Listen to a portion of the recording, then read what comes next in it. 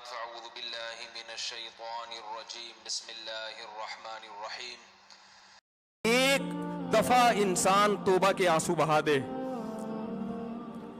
ایک دفعہ اللہ سے کہہ دے کہ اے اللہ مجھ سے جو جرم ہوا, اگر کسی نے زنا کیا ہے ایک دفعہ کہہ دے اے اللہ آئندہ نہیں کروں گا.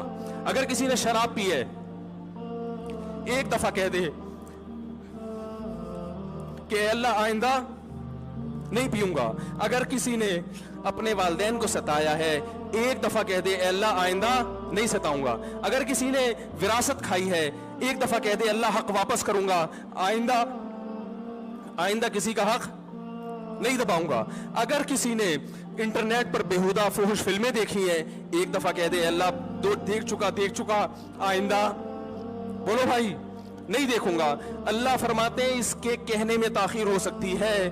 وَمَن يَعْمَلْ سُوءًا أَوْ يَظْلِمْ نَفْسَهُ ثُمَّ يَسْتَغْفِرِ اللَّهَ يَجِدِ اللَّهَ غَفُورًا رَحِيمًا, کہ ایسا ہی بڑا سے بڑا جرم کر لے اس کے بعد جب اللہ سے توبہ کرے گا بشرطے کہ روح جسم کے اندر موجود ہو, اللہ فرماتے ہیں یجد اللہ غفور الرحیمہ, اللہ صرف گناہ کو معاف نہیں کرے گا بلکہ یہ اللہ کو غفور اور رحیم پائے گا. غفور بھی پائے گا, پانے کا مطلب ہے محسوس کرے گا کہ اللہ نے اس کے جرم کو معاف کر دیا ہے, اور رحیم بھی پائے گا کہ مزید رحمتیں بھی کر رہا ہے.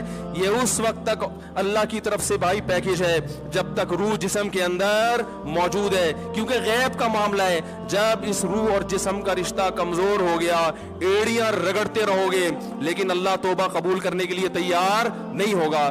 اللہ سے دعا ہے کہ اللہ ہمیں اس وقت کے آنے سے پہلے سدھرنے کی